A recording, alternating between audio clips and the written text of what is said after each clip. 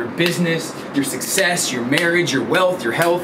Most people are placing the blame on everybody else, and they're betting on everything else. Sports games, gambling, casinos, but they're not betting on themselves. That's what you gotta do, and that's what this mastermind is about, is betting on yourself and not letting anyone else, no man, woman, no external circumstance affect your life, your happiness, and your vision.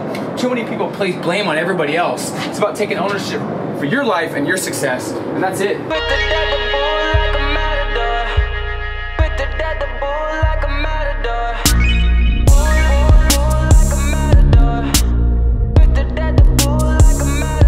Cap and a stem, catch a wave on us. Take a shot like my pillow. To my That's wife. the next shirt. It's in my pillow. Ray and talks. So I flew all the way from LAX to be here. I'm excited to get on stage and speak to these game changers and these founders. And this is my life. This is my element. Let's go. enjoy the moment. I'm Luke Skywalking on these haters. Celebrate every day like a birthday. Things come, we love to wait up. But don't wait to jump in. Let's go.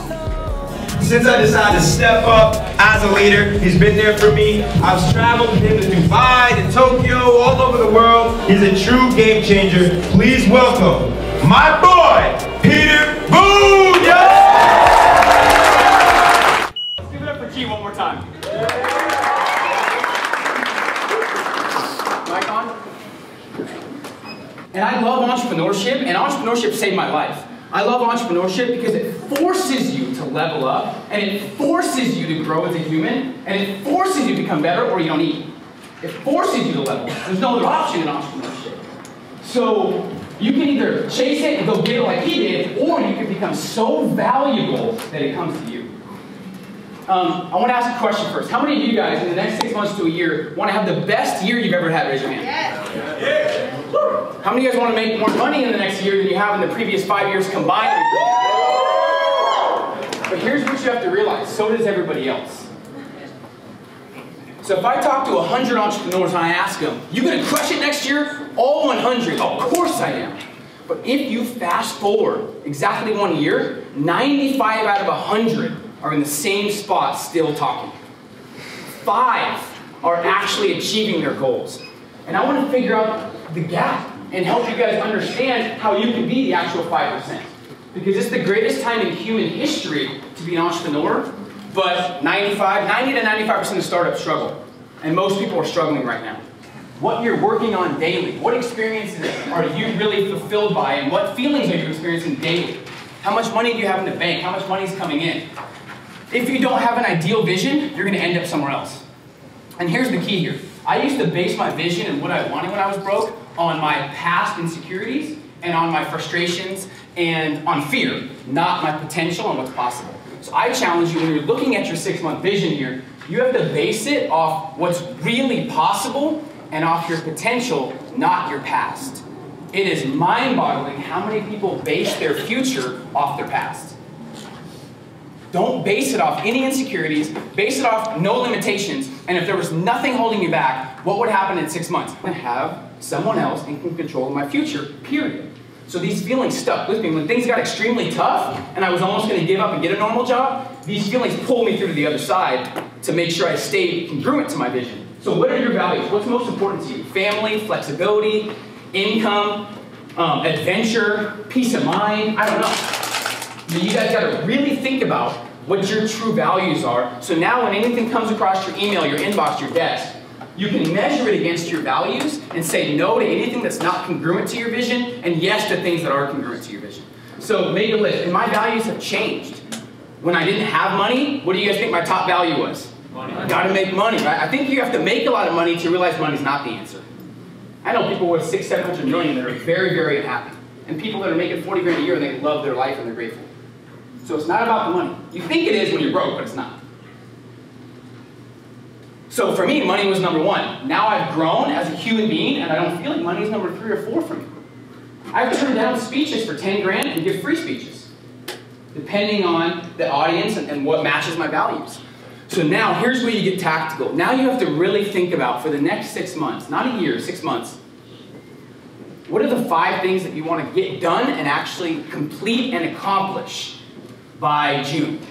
Think about that. What are the 5 things that you want to complete and accomplish by June? Fired up and excited, something happens to challenge you, to make you realize, is it really worth it to me, and do I really want this bad enough?